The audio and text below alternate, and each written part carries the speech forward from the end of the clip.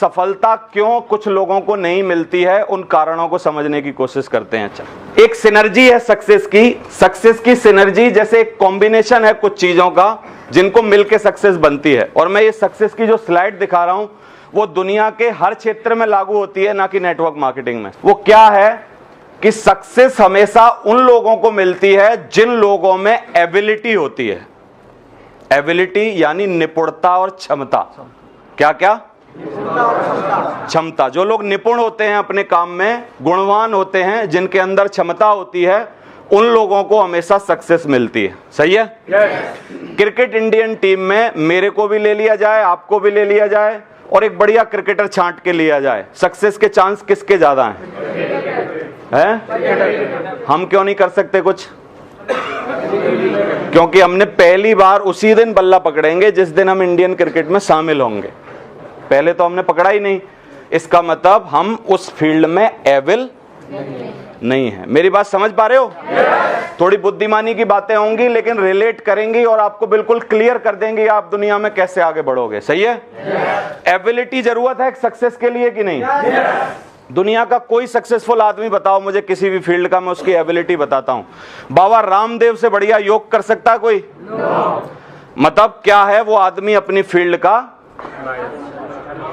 सचिन अपनी फील्ड का, आमिर अपनी फील्ड का, सलमान अपनी फील्ड का, अमिताभ अपनी फील्ड का, सानिया मिर्जा अपनी फील्ड की। दे ऑल एबिलिटी होल्डर है कि नहीं? सब लोगों के पास अपनी फील्ड की क्षमता, निपुणता दोनों की दोनों बहुत जबरदस्त है। उन्होंने उनके ऊपर काम किया है, दैट्स वाई वो लोग वहां पर पहुंचे हैं। समझ आ रही है? अब हमको भी भैया ऐसे ही एबिलिटी बनानी है अपनी इस बिजनेस में। हमने भी एक फील्ड चुन लिया। हमारी फील्ड का नाम है नेटवर्क मार्केटिंग इंडस्ट्री, हमारी फील्ड का नाम है सेफ शॉप कंपनी, हमारी फील्ड का नाम है कि हमको नेटवर्क बनाना है। हमको भी निपुणता लानी पड़ेगी कि नहीं? क्योंकि हमारे सपने तो वैसे ही हैं सानिया मिर्जा जैसे, हमारे सपने तो वैसे ही हैं बाबा रामदेव जैसे, हमारे सपने भी हैं देवेंद्र शर्मा जैसे कि इसके बराबर पैसे कमाने हैं। तो क्या बिना एबिलिटी के पूरे होने वाले हैं क्या? वो हो ही नहीं सकते, है ना? तो अब एबिलिटी लाने के लिए क्या क्या चीज की जरूरत है? सबसे पहले एबिलिटी के लिए लगता है एटीट्यूड। सही है? इसको डिफाइन करेंगे। सेकंड लगती है एबिलिटी के लिए नॉलेज, उसी फील्ड की, उसी चीज की नॉलेज, बहुत ज्यादा नॉलेज। सही है? और तीसरा लगता है स्किल्स। इन तीन चीजों का कॉम्बिनेशन अगर किसी के अंदर बहुत बेहतरीन है, इसका मतलब वो आदमी अपनी फील्ड का मास्टर बनेगा, एबल बनेगा, निपुण बनेगा। उसको खड़ा कर दोगे तो उसके सामने कोई खड़ा नहीं हो पाएगा। सही है? क्या क्या बनती है एबिलिटी? किस किस चीज से बनती है? एटीट्यूड, नॉलेज और स्किल। एटीट्यूड मतलब नजरिया, नॉलेज मतलब ज्ञान, स्किल मतलब आपका कौशल। सही है? आपके अंदर काम करने की क्षमता। अब एटीट्यूड का मतलब है कि आपको क्यों जानना है कि मेरे को करना क्यों है। सही है? अब इन लोगों के एटीट्यूड देखो जिनके मैंने नाम बोले हैं। सचिन का एटीट्यूड देखो। सचिन ने 16 साल की उम्र में इंडियन क्रिकेट टीम में भाग ले लिया, मतलब वहां पहुंच गया और सेलेक्ट हो गया। आप बताओ, तो उसको वाई क्लियर था कि उसने 15 साल, 15.5 साल में खेलना चालू किया होगा, 6 महीने बाद कोई जादू की छड़ी घुमाई होगी, किसी ने उसको वहां शामिल कर लिया होगा, ऐसे हुआ होगा? क्या हुआ होगा? वो क्लियर कट वाई रहता है उनको, ये जानना कि मुझे ये करना क्यों है। समझ आ रहा है? मेरे हिसाब से फेलियर का अगर मैं परसेंटेज डिवाइड करूं तीनों की वजह से, तो सबसे ज्यादा फेलियर का एटीट्यूड से संबंधित है आदमी का। ये जो दो चीज है ना, नॉलेज स्किल, बहुत छोटी छोटी सी हैं। अगर आदमी पीछे पड़ जाए 6 महीने में खत्म हो जाए, 8 महीने में खत्म हो जाए। समझ आ रहा है? मंद बुद्धि से मंद बुद्धि आदमी 1 साल में सीख जाए। कोई हमारे यहाँ कोई वहां से टेक्नोलॉजी लाके जहाज बनाना थोड़ी सीखना है? क्या सीखना है? बहुत छोटी छोटी बातें हैं। कोई बहुत बड़ी बातें हैं क्या? नहीं। ज्यादा परसेंटेज किस बात का है फेल होने का? Know why. उसको पता ही नहीं है कि करना क्यों है। समझ आ रहा है? तो ये जानना कि मेरे को ये करना क्यों है, मुझे सफलता पानी क्यों है, मुझे सक्सेस होना क्यों है, मुझे डायमंड बनना क्यों है, मुझे वहां पहुंचना क्यों है, वो एटीट्यूड से रिलेटेड है, नॉलेज से रिलेटेड है। कि अगर मुझे ये जानना है कि मुझे करना क्यों है, तो फिर उसके बाद दूसरा सवाल आता है कि करना क्या है। सही है? जानना कि क्या करना है। और तीसरा और लास्ट इंपॉर्टेंट है कि जब ये जान गया कि मैं करना क्यों है, मैं ये जान गया कि क्या करना है, तो फिर तीसरी चीज है कि करना कैसे। सही है? समझ आ रहा है? पहली चीज क्या है? करना क्यों है, जानना कि करना क्यों है। फिर दूसरा जानना कि करना क्या है। फिर तीसरा जानना कि करना कैसे है। समझ आ रहा है? और ये तीनों है, नॉलेज से संबंधित करना क्या है, एटीट्यूड से संबंधित करना क्यों है, और स्किल से संबंधित करना कैसे है। और ये तीनों चीजों का कॉम्बिनेशन मिल जाए, आप खुद मेरे को बोलोगे सर इसी स्लाइड से हमको समझ आ गया पूरी जिंदगी में हमको करना कैसे है और सक्सेस कैसे होना है। सही है? अब देखते हैं सबसे पहले कि जो नॉलेज का पार्ट है वो है थ्योरेटिकल पार्ट, जो मैं अभी आपको दे रहा हूं। मैं आपको कोई भी चीज की थ्योरी बता रहा हूं। सही है? थ्योरी बहुत ज्यादा जीवन में मायने नहीं रखती, 10-20%, 5-15% रखती होगी। कोई भी चीज की थ्योरी सीख लो, आप कुछ भी पढ़ लो, हजारों लाखों किताबें पढ़ी हैं दुनिया में। सही है कि नहीं? साइंस के बारे में बहुत सारी चीजें पढ़ी हैं, लेकिन सारे साइंटिस्ट बन जाते हैं क्या? नहीं।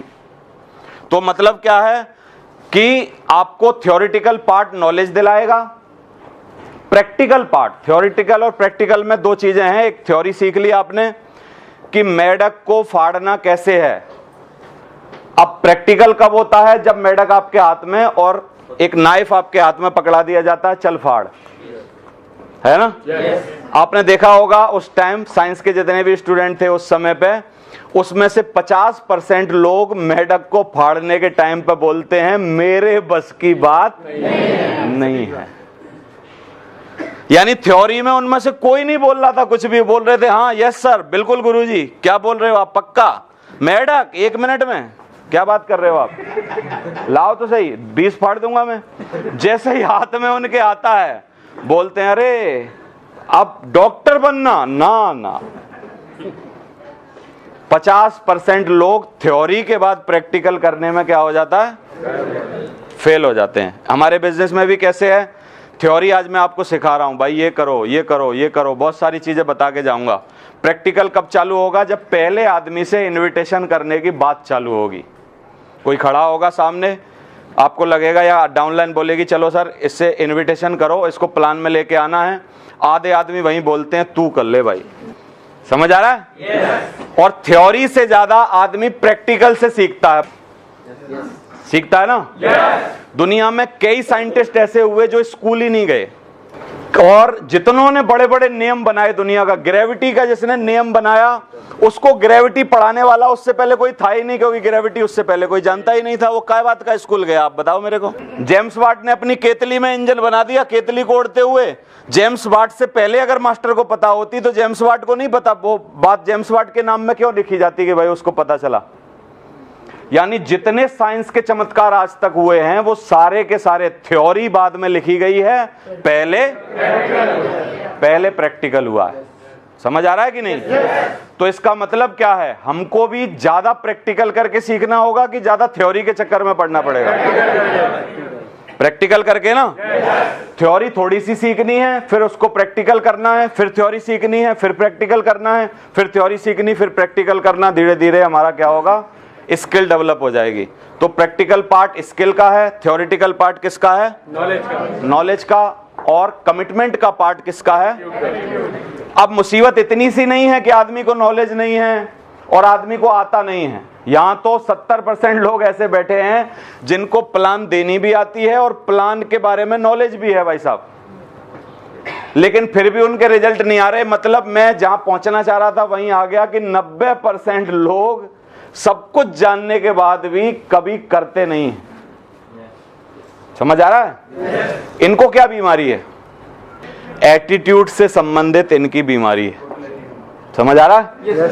इनका एटीट्यूड हारने वाले का है, इनका एटीट्यूड आलस का है, इनका एटीट्यूड बहाना बनाने का है, इनका एटीट्यूड चीजों को थोपने का है दूसरों पे, इनका एटीट्यूड है ब्लेमिंग एटीट्यूड, दूसरों को ब्लेम करने का, इनका एटीट्यूड है मेरे माँ बाप अमीर क्यों नहीं थे, इनका एटीट्यूड है मेरे को ऐसी परिस्थिति में क्यों पैदा हुआ, इनका एटीट्यूड है मैं भारत में क्यों रह रहा हूँ, इनका एटीट्यूड है अभी इतनी गर्मी क्यों पड़ रही है। अरे क्या कर लेगा भाई, गर्मी तो पड़ेगी, तेरे हाथ में क्या है?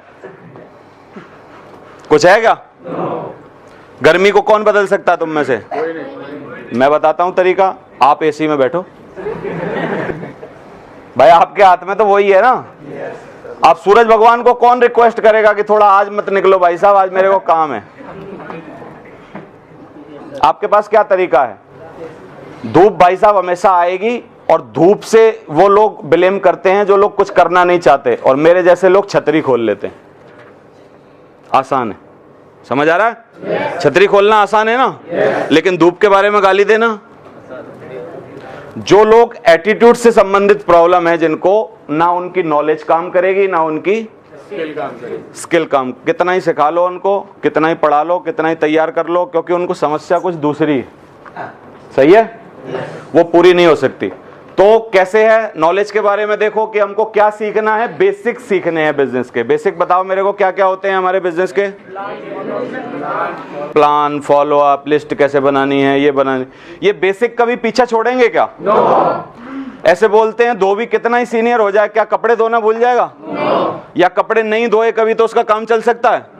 बेसिक हमेशा हर आदमी को करने पड़ते हैं। सचिन आज कितना ही बड़ा प्लेयर बन जाए, कितना ही महान रंग बना ले, बहुत रिकॉर्ड बना ले, भारत रत्न भी मिल जाए उसको, और उसके बाद बॉल को टिप करने के बाद 1 रन ना भागे, बोले यार मैं तो बहुत बड़ा आदमी हूं, सीधा 6 मारूंगा भाई, पॉसिबल है? नहीं। बेसिक्स हर आदमी को हमेशा करने पड़ेंगे। तो करने पड़ेंगे तो सीखने पड़ेंगे। तो बेसिक सीखो, इसके पूरा मेहनत करो, हर बार ट्रेनिंग में आओ। दूसरा, इसकी थ्योरीज जानो। थ्योरीज जो हम लोग समझाते हैं मीटिंग में, आपको काउंसलिंग में, बीच बीच में आके सब चीजें आपको क्लियर करते हैं, ये सही है, ये गलत है, ये ऐसे है, ये ऐसे है, ये सब बताते हैं ना हम लोग। वो सारी चीजों को समझना पड़ेगा। तीसरा, इंफॉर्मेशन लेनी है, सही इंफॉर्मेशन हमारे बिजनेस के अबाउट, सारी इंफॉर्मेशन क्या क्या है, और कंपनियां कौन सी हैं, हमारी कंपनी में क्या है, प्रोडक्ट हमारे किस तरीके के हैं, हमारी कंपनी किस तरीके की है, क्या चीज़ें हैं, नेटवर्क मार्केटिंग क्यों अच्छी है, ये सब चीज़ें हमको इन्फॉर्मेशन होनी चाहिए। होनी चाहिए? नॉलेज वाला पार्ट बता रहा हूँ। फैक्ट एंड फिगर हमको पता होने चाहिए कि हमारे बिजनेस से कितने लोग सक्सेसफुल हो रहे हैं, दूसरी दुनिया का क्या सिनेरियो है, वर्ल्ड के कितने कंट्रीज़ में ये काम चल रहा है, कितने लोग कहाँ पर कितने कितने पैसे कमा रहे हैं, हमारी जैसी कंपनियां और भी और कौन सी हैं। समझ आ रहा है कि नहीं? क्योंकि दूसरों को देख के हमको बड़ी हिम्मत मिलती है। मिलती है? आप अकेले किसी समुद्र में फंसे हो मान लो, तो आपको ज्यादा डर लगेगा, और आप जैसे 2000 आदमी एक ही जहाज पे फंसे हो तो आपको थोड़ा संबल बन जाएगा। उसने कहा भाई 1999 मरेंगे तो मर मैं भी जाऊंगा यार।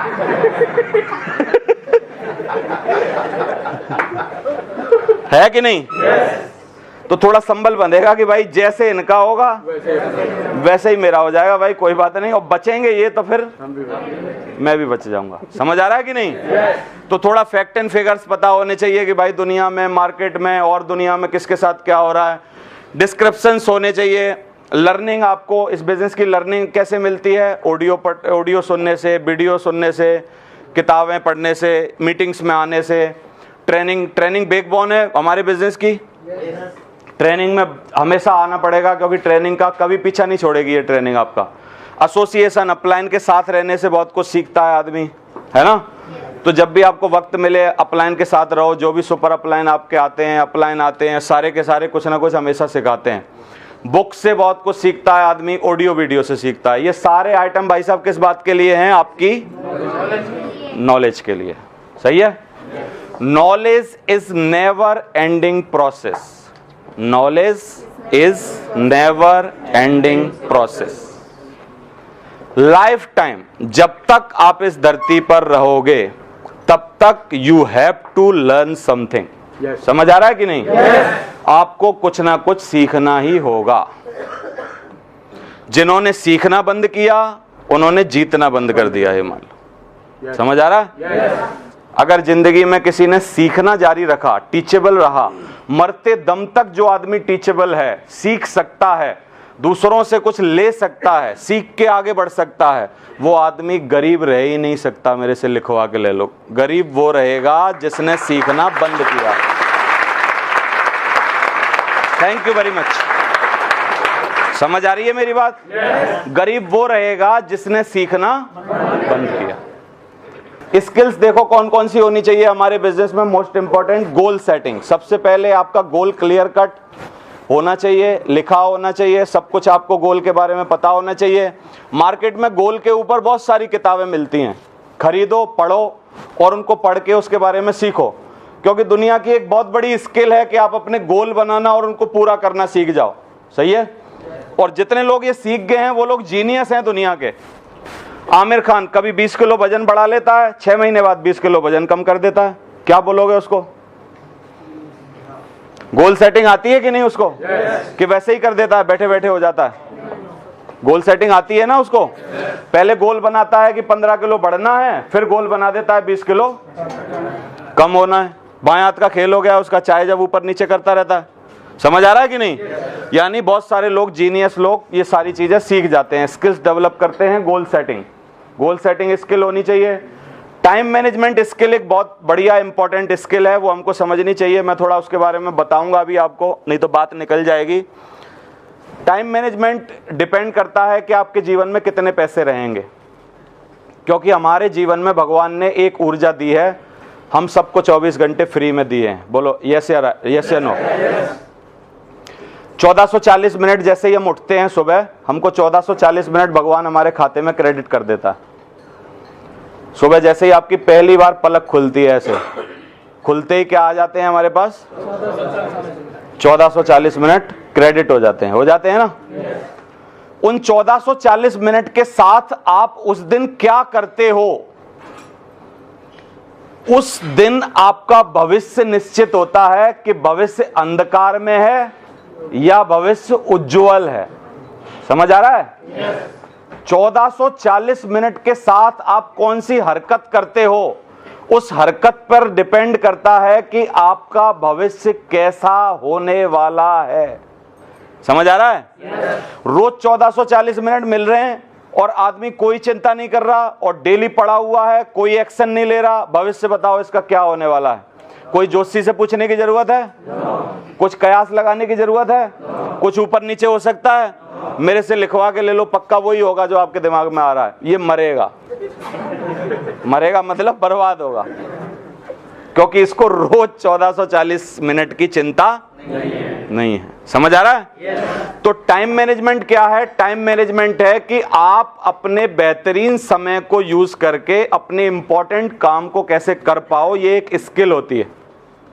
सही है? और अपने प्रोडक्टिव आवर और अनप्रोडक्टिव आवर को ये लोग काउंट करते हैं। प्रोडक्टिव आवर कौन से? जिनमें आप कुछ ऐसा करते हो जिससे आपका जीवन बनता है, और अनप्रोडक्टिव आवर जिसमें आप कुछ ऐसा करते हो जिसमें जीवन बर्बाद होता है। बताता हूं दोनों एक्टिविटियां। पूरा आईपीएल मैच देखना मतलब क्या है? बोलो। अनप्रोडक्टिव है। 1.5 घंटे तक अखबार पढ़ना प्रोडक्टिव है अगर आप आईएएस की तैयारी कर रहे हो तो, और अनप्रोडक्टिव है अगर आप आईएएस बनना नहीं चाहते तो। तू भाई इतना पढ़ के भी क्या कर लेगा, मेरे को बता। ये कह दिया, फलाना ये हो गया, ये तू क्या कर लेगा भाई? जो कह रहा कहने दे, तू अपना काम कर। समझ आ रहा है कि नहीं? 1.5 घंटे तक अखबार पढ़ना अनप्रोडक्टिव है कि प्रोडक्टिव है? हमारे हिसाब से अनप्रोडक्टिव है। जो आईएएस की तैयारी कर रहे हैं उनके लिए प्रोडक्टिव है। उनको आईएएस कोचिंग वाले बोलते हैं भाई पूरा paper, 4-5 paper, times of India, ये वो सारे चाटने हैं रोज। क्यों? क्योंकि कलेक्ट इन्फॉर्मेशन वहीं से करनी है, और डेली की इन्फॉर्मेशन, जो करंट की इन्फॉर्मेशन होती है, वो कहां से मिलती है? अखबारों से। उनके लिए अखबार सही है, सही है। हमारे लिए अखबार अनप्रोडक्टिव है। समझ आ रहा है? एक्सरसाइज करना प्रोडक्टिव है कि अनप्रोडक्टिव है? प्रोडक्टिव है भाई साहब। क्योंकि अगर आप एक्सरसाइज नहीं कर रहे, दौड़ नहीं रहे, भाग नहीं रहे, थोड़े दिन बाद बिना एक्सरसाइज के 4 आदमी नीचे आ जाएंगे और राम नाम का उद्घोष करते करते ले जाएंगे। जो एक्सरसाइज नहीं कर रहा उसका समय जल्दी आने वाला है। सही है? क्योंकि बॉडी से ज्यादा काम ना करवाने से धीरे धीरे मसल्स क्या हो जाती हैं? काम करना बंद कर देती हैं। ज्यादा काम करते रहते हैं तो चलती रहती हैं। तो एक्सरसाइज करना प्रोडक्टिव है? तो एक्सरसाइज करना प्रोडक्टिव है। नहाना प्रोडक्टिव है कि नहीं है? नहाना जरूरी है भाई। 15 दिन तक अगर नहीं नहाओगे तो बदबू मारने लग जाएगी। है कि नहीं? वॉश नहीं करोगे बॉडी को तो क्या होगा? पिंपल होना, खाज होना, खुजली होना, दाद होना, ये सब चालू हो जाएंगे। क्यों? क्योंकि वो बॉडी वॉश नहीं हो रही, है कि नहीं? तो नहाना प्रोडक्टिव है। टीवी देखना अनप्रोडक्टिव है कि प्रोडक्टिव है? 2-2 घंटे गाने सुनना, 2 घंटे तक फेसबुक यूज करना प्रोडक्टिव है कि अनप्रोडक्टिव है? क्या बात कर रहे हो? अनप्रोडक्टिव है, बिल्कुल अनप्रोडक्टिव है। समझ आ रहा है? क्योंकि जकरबर्ग बैठ के पैसा कमा रहा है, सारी कंपनियां जो ऐड कर रही हैं फेसबुक पर वो पैसा कमा रही हैं। एक आदमी बर्बाद हो रहा है जिसका इंटरनेट भी खराब हो रहा है, जो 2 घंटे से फेसबुक खोल के बैठा है। सही है? व्हाट्सएप पे 2-2 घंटे लगे रहना, सारे मैसेजों को उधर उधर करना, 21 नाम दुर्गा जी के, फलाने, ये वो, ये करना प्रोडक्टिव है अनप्रोडक्टिव है? अनप्रोडक्टिव है ना? मैं ये नहीं बोल रहा हूं कि कुछ भी करो मत, सब करो, लेकिन टाइम का अपना ध्यान रख के करो, क्योंकि आपका जीवन कहां जाने वाला है उसकी बागडोर आपके हाथ में होनी चाहिए। समझ आ रहा है? जितने लोग दिन भर व्हाट्सएप देखते हैं वो अनप्रोडक्टिव है। कोई फायदा हो तो बताओ मेरे को। अनप्रोडक्टिव है ना? तो बहुत सारे काम जीवन में अनप्रोडक्टिव हैं जो हमको आगे नहीं बढ़ने दे रहे, और बहुत सारे काम प्रोडक्टिव हैं जिनको हम कर ही नहीं रहे। तो टाइम मैनेजमेंट स्किल वाले वो लोग जानते हैं, जो लोग टाइम मैनेजमेंट स्किल जानते हैं वो जानते हैं कि उनको क्या करना है, क्या नहीं करना। एक होती है power of delegation. Time management में पावर ऑफ डेलीगेशन होती है। जो काम आपके अलावा भी अगर कोई दूसरा कर सकता है और बहुत इंपॉर्टेंट नहीं है आपके लिए करना, उसमें भी घुसे रहना अनप्रोडक्टिव है। कई लोगों को आपने देखा होगा, घर की टीवी खराब हो गई तो खुद ही खोल के बैठ जाते हैं, देखे आपने? अनप्रोडक्टिव हैं। बहुत सारे लोगों की मोटर काम नहीं करती, पानी की खुद ही खोल के बैठ जाते हैं, खुद ही नाली साफ करने लग जाते हैं। पानी पड़े तो बांस लेके आ जाते हैं, लाओ चलो नाली खोल देता हूं।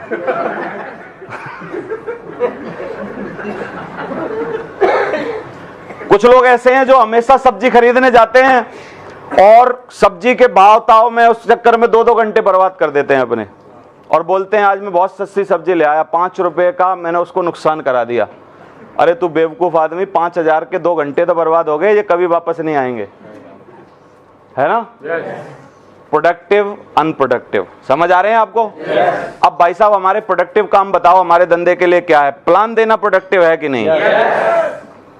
कितना प्रोडक्टिव है? आज मैं अगर किसी को प्लान दिखा रहा हूं और ये आदमी कन्विंस हो जाए और ये आदमी रियल ड्रीमर है और मैंने इसको प्लान दिखाया और इसको बात समझ आ गई और मैंने इसको प्रोसेस में डाला, FIM किया, इसका फॉलोअप किया, DD ली और इसको 2-4 मीटिंग में लाया और ये बहुत कुछ करना चाहता था। अगर एक ऐसा आदमी गलती से मेरे को मिल गया तो वो जो मैंने प्लान दिखाई थी ना 45 मिनट बैठ के, वो 45 मिनट मेरे को 45 लाख रुपए कमाएंगी एक आदमी से।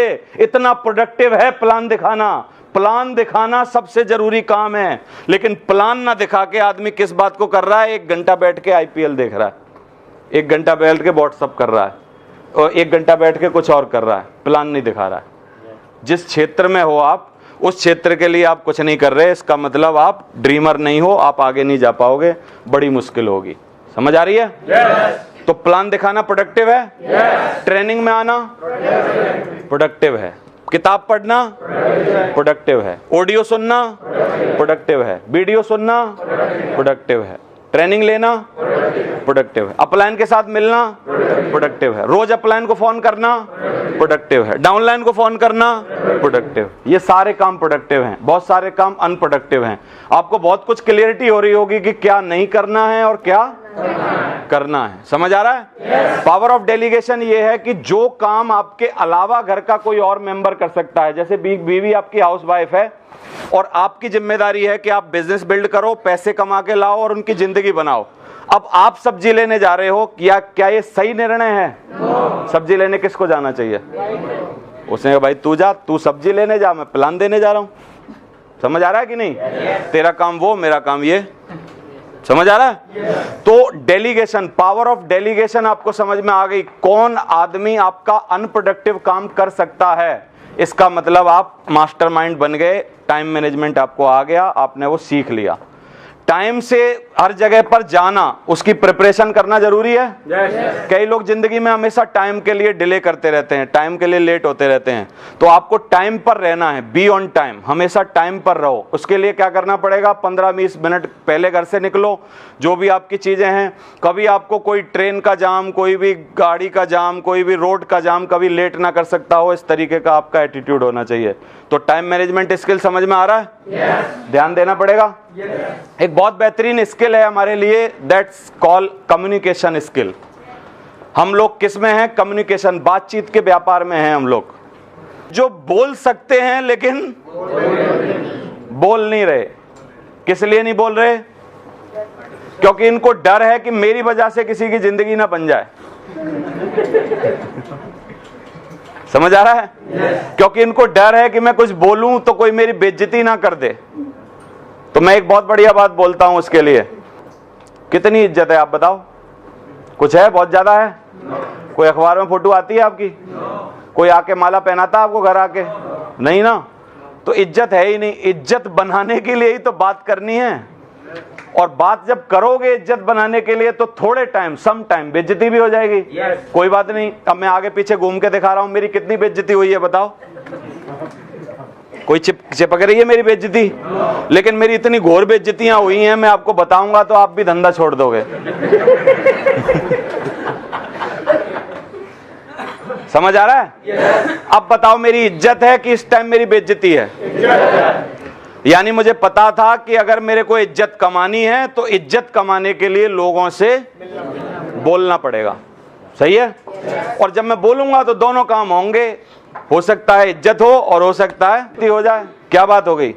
बेइज्जती आदमी हमेशा दूसरा करता है, लेकिन आज आदमी फैक्टर कौन सा है जो महसूस करता है? हम इतने बेशरम हैं, तू कितना ही कर ले, हम सोचते ही नहीं हमारी बेइज्जती हो रही है। कर ले, कैसे करेगा बता?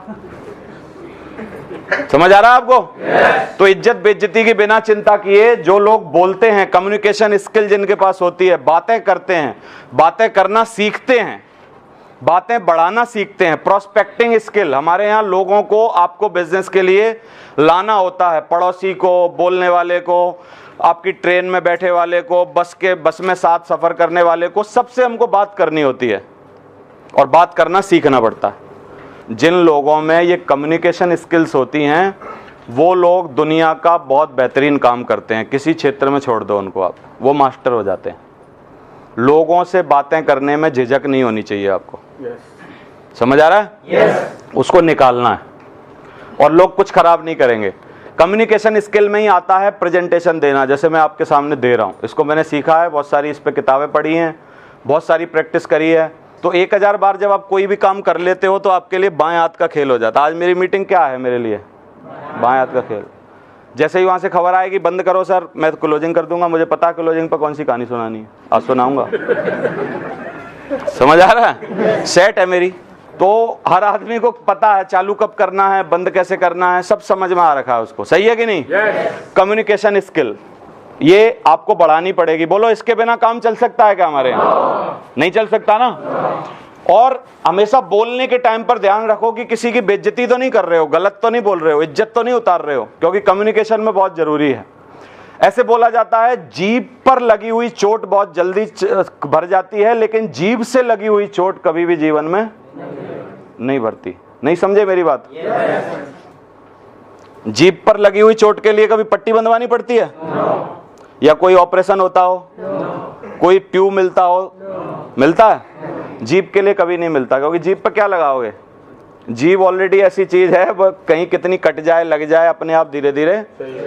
जीभ पर लगी हुई चोट सबसे जल्दी सही होती है। जीभ से लगी हुई चोट कभी भी जीवन भर सही नहीं होती। तो जीभ बहुत ही तरीके से चलानी है, बहुत ही खतरनाक हथियार है आपके पास। कुछ भी बोल देता है कोई आदमी, बेइज्जती कर देता है, उल्टी बात बोल देता है, ऐसे लोगों के संबंध खराब हो जाते हैं। कम्युनिकेशन स्किल है, इसके बारे में पढ़ना सीखना पड़ेगा।